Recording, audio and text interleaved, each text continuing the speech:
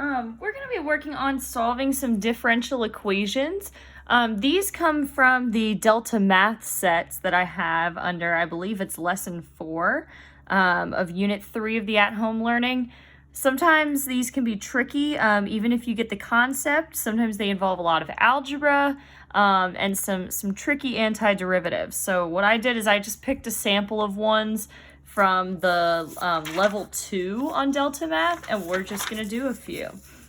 All right, so this first one here, it tells me that dy dx, the derivative, is x plus 2 over y. So I need to solve this. What that means is I need to get back to the original function. So like if this is the derivative, what was the original? Notice how it has x's and y's in it. So we don't know how to do multivariable calculus. That comes later. So the first thing we need to do is we need to separate our variables. We need to get all the x's on one side and all the y's on the other side. So there's a number of ways you can do this. When it's got fractions like this, one way that often works is to cross multiply. So if I cross multiply, I'm going to end up with y dy equals x plus 2 dx. Now it's actually really important that I put the parentheses here because if I wrote it without them, it would look like the dx was only attached to the 2, and that's not correct. This whole thing is being multiplied by dx. All right, so now I've actually, in one step, I managed to separate those variables, so that's good. Now, once you've got all y's, all x's, then you're going to take the integral of both sides, okay? Because remember, we're trying to undo this dy or this dx, get back to the original. So I'm going to take the integral of both sides. I'm going to start by just drawing an integral symbol. And look at that. Now these look like integral problems. You know how we're used to having a dy or a dx. So now I'm just going to do the antiderivative. So for this y here, I'm going to raise the exponent and divide. So that's going to get me y squared and then 1/2. Okay? Equals, now same deal over here, raise the exponent and divide. So 1/2 x squared plus 2x. Now you need a plus c somewhere in your problem because there could always be a constant when you're doing an antiderivative. You only need to put the plus c on one side of your equation though, because like technically, yes, there should be one over here as well, but it's a constant. So like if you moved that constant over here, like if let's say it was plus 2 and over here it was plus 3, I could subtract the 2 from both sides and there would still just be a constant over here. It'd be a different constant, but it's still a constant. So you only actually need to have it on one side. And then what you're going to do is you've kind of got two options here. You need to solve for c, so you can either go ahead and do that right now, or you can solve for y first and then solve for c. I like to solve for c first, and I do that by using the point that they gave me. They told me that f of 2 equals 6. So right, that's the point 2, 6. So I can plug that in for x and y to solve for c here. So let's see, I've got 1/2 y squared, that's 6. So 6 squared equals 1/2 x squared, so 2 squared, plus 2x, so 2 times 2 plus c. All right, and let's see what that gets me. 1/2 of 36 equals half of 4, which is 2, plus 4 plus c. Okay, so then let's see, half of 36 is 18 equals 6 plus c, so c is going to be 12. Now that I've solved for c, I need to plug that back into my equation. So I've got 1/2 y squared equals 1/2 x squared plus 2x plus 12. And I'm not quite done yet. You want to end up with y all by itself. This needs to look like y equals da da da da da. So It's got a 1/2, so I could get rid of that by multiplying each side by 2 or dividing by 1/2, same deal. So that'll get me y squared equals multiplied by 2. So that'll get me just x squared multiplied by 2, so 4x plus 24. And then finally, I don't want y squared, I want y. So we're going to have y equals, I'm doing a square root on both sides, so plus or minus the square root of x squared plus 4x plus 24. All right. So that right there would be my solution to my differential equation. We've worked backwards from the derivative back to the original function. Let's try another one. This one says dy dx is x cubed times y plus 3. So again, we've got too many variables going on here. So I need to separate, get my x's all on one side and my y's all on the other side. So cross multiplying is not going to help us much here because it's not a fraction, but maybe I can multiply both sides by dx. At least get rid of that fraction. So then I've got dy equals x cubed times y plus 3 times dx. Okay, now that all the x stuff is over here, let's get rid of this y term. Let's divide that on both sides. So I have dy divided by y plus 3 equals x cubed dx. Perfect. So now I have separated my variables. I have all the y's on the left, all the x's on the right. So now that I've done that, my next step is to take the antiderivative. So I'm going to draw an integral sign on each side here. And then I need to take the antiderivative of both of these pieces. Now, this one looks kind of tricky. So here's what I might do. Rewrite it like this. This is 1 over y plus 3. We usually have the dy over here.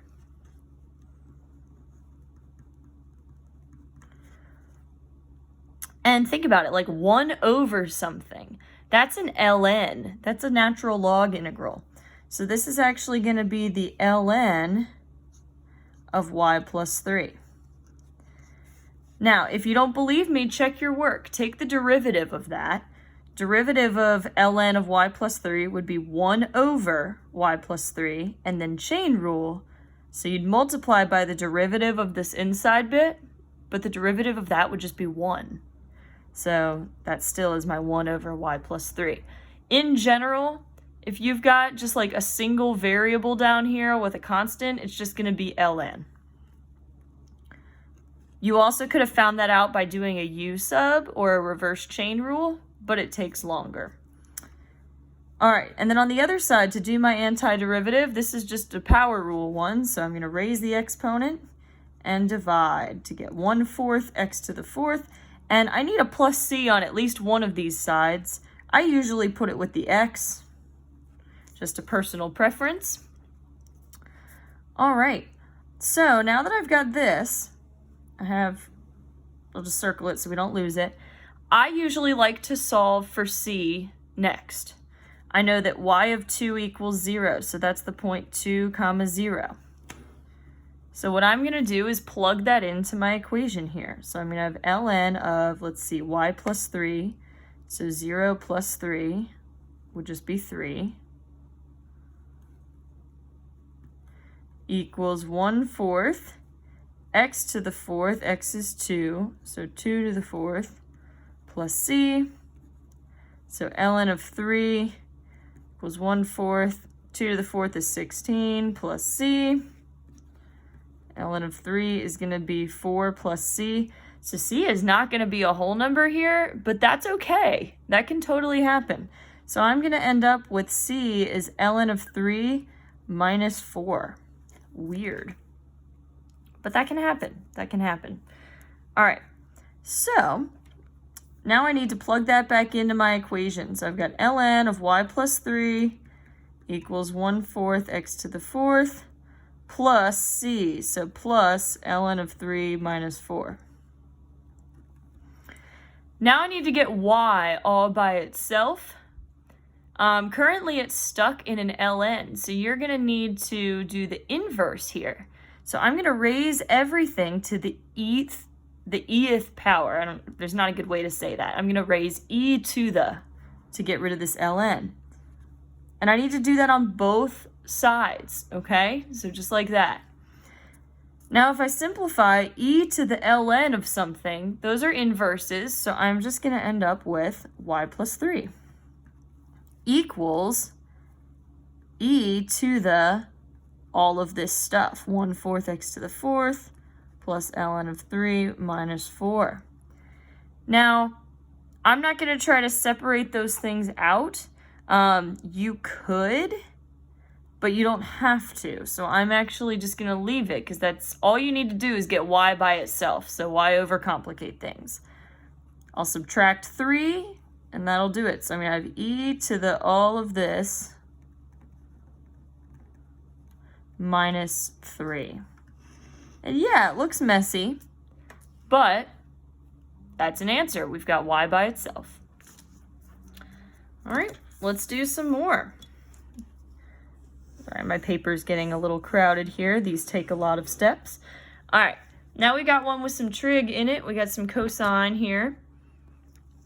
Again, my first step, I need to separate my variables. So how about I multiply both sides by dx to get that over here? And I'm going to end up with dy equals 3 cosine of x times y cubed times dx.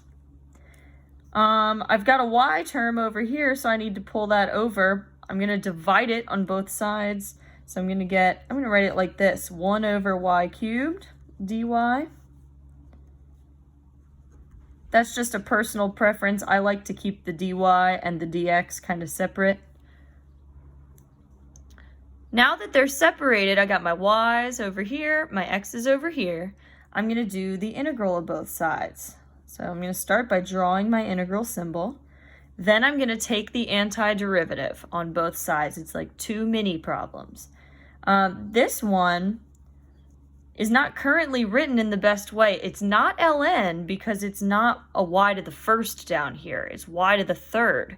So actually, I can just rewrite this before I do my antiderivative.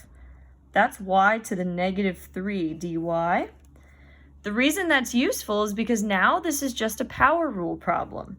So I can raise the exponent, add 1, that'll get negative 2, and divide by negative 2. Okay? And then on the other side, the antiderivative of cosine would be sine, and then there's a 3. So this is 3 sine x, and I'm going to put a plus c on there. All right. So now you could try to plug in your point here that they give you to solve for this c value. So y is negative 2. So let's see, I've got negative 1/2. Negative 2 to the negative 2 equals 3 sine of x is 0 plus c. Now these negative exponents can be a little confusing, so I'm actually going to rewrite that back as like a fraction. So a negative exponent puts it on the bottom, so that'll be 1 over negative 2 squared. Okay, 1 over, and then it's to the second power. Okay, equals 3 times the sine of 0. Sine is your y value. Sine of 0 is 0. So that'll actually go away. So let's see what I'm left with here. I've got negative 1/2 times 1 over negative 2 squared. Negative 2 times negative 2 is positive 4. And I've got 0 plus c. So negative 1/8 is going to be my c value. Once you've got that, you're going to plug it back in. So I can't even find my equation. Oh, here's my equation. See, I told you, there's a lot of steps. And then I'm going to rewrite it. But instead of the c, I now know that c is negative 1/8. So I'll have minus 1/8. All right, now you got to get y by itself. So again, with the negative exponent, that's kind of a pain. So let's change it. Well, you know what? I don't even like this negative 1/2 in the way. So I am going to do that first. I'm going to multiply everything by negative 2 to get rid of that. So 3 times negative 2 would be negative 6 sine x. Negative 1/8 times negative 2 would be positive 1/4. All right. And then there's a negative exponent here, so I'm going to rewrite it like a fraction. You can't take like the negative square root of something. That doesn't really work. So let's rewrite it as 1 over y squared equals all this stuff. All right. And then I want to get y by itself, so it's currently stuck on the bottom here. So I'm going to multiply both sides by y squared.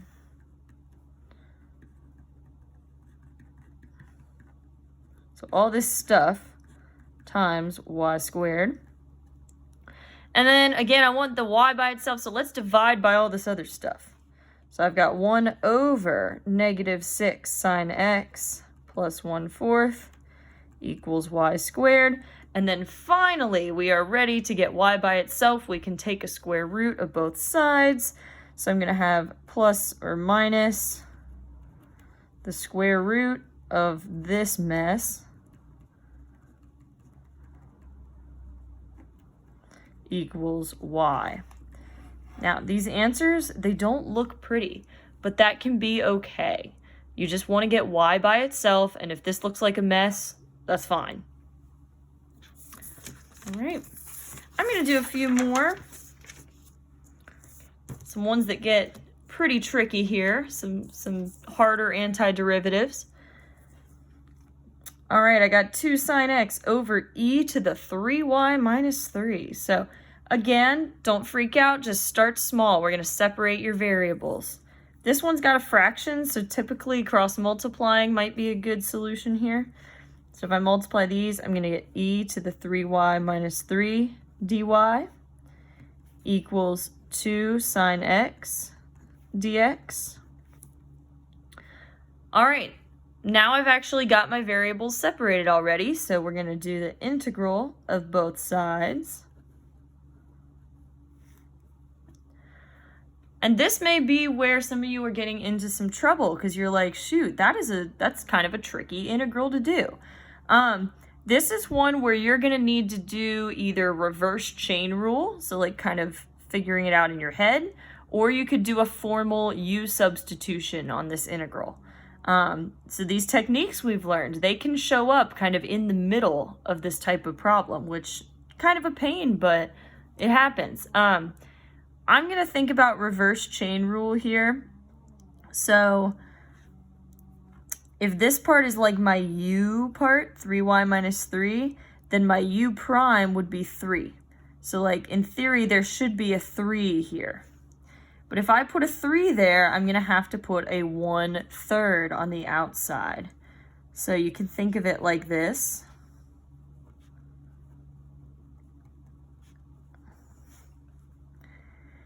And then I've got a u part, 3y minus 3, and I've got a u prime, 3. So I'm ready to do my antiderivative.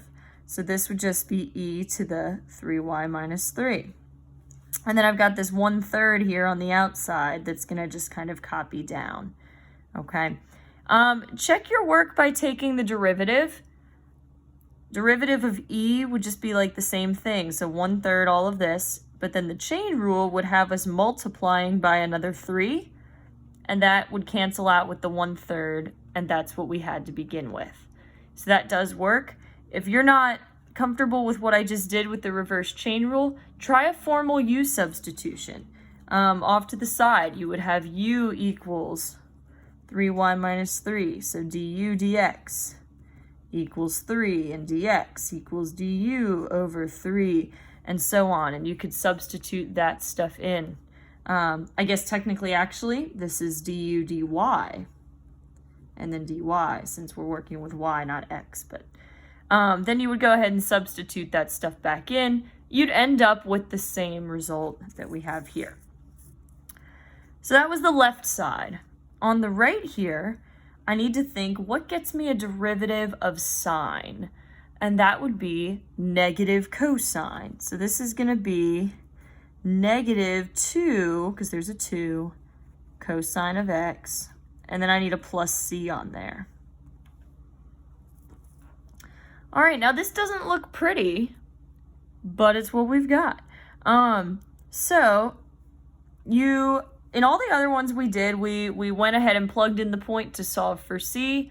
I do want to show you that the order doesn't really matter. You can solve for y first if you want, and then solve for c. So I'm going to do this one that way just for fun. So I need to get y by itself. It's currently stuck here in this exponent. Let's get rid of the 1/3. I'm going to multiply both sides by 3. So that's going to give me e to the 3y minus 3 equals, let's see, times 3. So that'll be negative 6 cosine x plus 3c. Okay. And then the y is currently stuck in this e. So the inverse, I'm going to do ln of both sides. Okay. You can do ln of all this. So ln and e cancel out, or they're inverses, so you end up with 3y minus 3 equals ln of this whole side here. To continue getting y by itself, I'm going to add 3. So ln of all of this plus 3, and then I can divide by 3. So ln of all of this divided by 3. So now y is by itself, and it looks terrible, but that is just how these are sometimes. Then you're going to plug in this point that they gave you up here. You've got pi comma 1. So wow, this is going to be messy. Let's see. 1 is my y value, so we got 1 ln negative 6 cosine of pi plus 3c plus 3 over 3. So now I need to work through and get c. So how about I multiply both sides by 3? So I'm going to have 3 equals ln negative 6. Oh, cosine of pi, by the way, is negative 1. So negative 6 times negative 1. I'll go ahead and do that. Plus 3c plus 3. All right, then I can subtract this 3 from both sides. 3 minus 3, that's going to be 0, equals ln of, that'll be 6 plus 3c. All right, and the c is stuck in the ln, so to undo the ln, I need to do an e. E to the 0 is 1, and then over here I'll get 6 plus 3c. I can subtract the 6, so 1 minus 6 be negative 5 equals 3c, divide by 3, so negative 5/3 equals c. And then finally, you could take this c value and you could plug it into your equation here, and that would be your final answer. All right. So yeah, kind of a mess, but it happens. It happens. The AP test is a big fan of differential equations because it tests a lot of things. It tests, can you do algebra? It tests, do you know what a derivative means? Can you do antiderivatives? So they'll get you on these. All right, last one that I want to do for now. It's got another e in it. So let's see. It's a fraction, so it's looking like if I cross multiply, that will help me separate my variables. So let's see, I'll get x cubed plus 3 times dx equals e to the, oops, I did not give myself enough room, sorry. I'll try down here. I'll put y on the left just to be consistent. E to the 2y plus 4 times dy equals x cubed plus 3 times dx. I just cross multiplied there. Now I have all my y's on the left and all my x's on the right. So since the variables are separated, I can go ahead and do the integral of both sides. So I'll start by just drawing my symbol. Now I need to solve these antiderivatives. This is kind of like the one we just did, where this is either going to be a reverse chain rule or a little baby u sub problem. I'm going to use the reverse chain rule. So if this is the u part, the 2y plus 4, the u prime would be 2. So there needs to be a 2 in here. But if I'm going to put a random 2 in there, I need to also divide by 2. So I need a 1/2. Okay. Then now that I have the u part and the u prime part, I can go ahead and do the antiderivative. So e comes from itself. So e to the 2y plus 4. Then I've got this 1/2 on the outside here, so that just needs to copy down. So that's that side. Again, you could have done a formal u sub if you're more comfortable with that. That's fine. You would have u equals 2y plus 4. Then you'd have du. This is a dy equals 2. dy equals du over 2, and so on. And you'd sub that in. You'd end up with the same answer. Now on the right-hand side, thank goodness, this is just power rule. So yay, much easier. I'm going to raise the exponent and divide. So I'll get 1/4 x to the 4th plus 3x. And I need a plus c on there also. All right. I'm going to go ahead and solve for c first. Often that creates fewer problems. So I've got this point I can plug in, -2, -2. 1/2 e to the 2 times -2 plus 4. 1/4, let's see, x was also -2.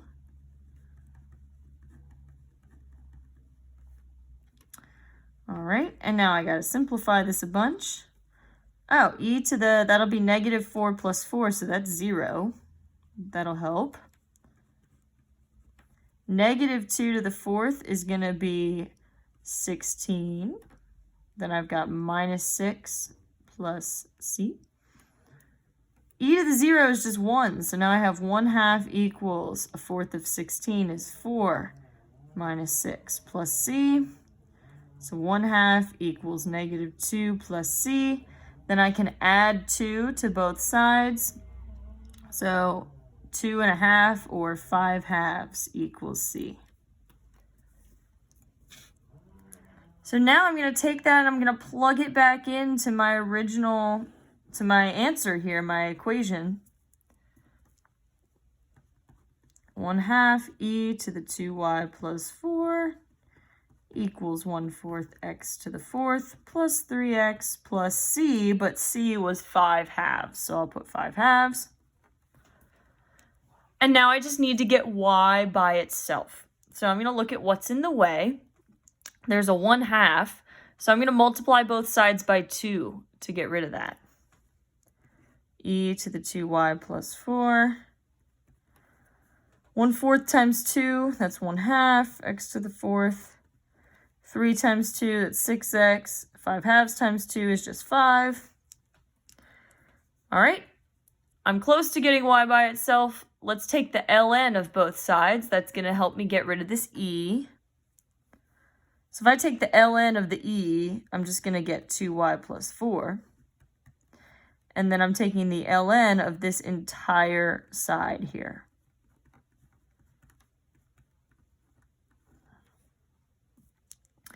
All right, close to solving for y. We're getting there. I'm going to subtract the 4. So 2y equals ln of all of this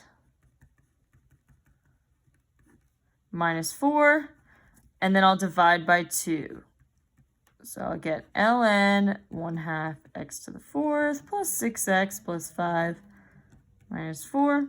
All of that divided by 2. And that is my final answer to this problem. So these can be really messy.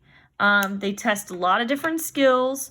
The good news is when these show up on the AP exam, they're typically worth like 5 points on a free response. The reason is they divide up your point values so that you can get partial credit. So like they usually, just a typical points breakdown, what they'll do, they'll give you 1 point for correctly separating your variables. You usually get 2 points for your antiderivatives, so like 1 point for each. You get a point for including a C and trying to solve for C. You get a point for solving for Y. So that's at least 4 points. Sometimes they put 5 in there. So there is a lot of partial credit available, but that's because these can be really tricky. And they can involve like U sub in the middle of all of this also. But just try to follow the process, you know, separate your variables, take your antiderivatives, solve for C, get Y by itself. The process, at least, is going to be the same every single time. All right, if you encounter any others of these that you are not sure how to solve, like if you're doing the Delta Math or other practice, please let me know. I'm happy to schedule a Zoom call with you to go over any of those or whatever works for you. I can write out solutions for you. Just let me know. All right, thanks for watching. Bye.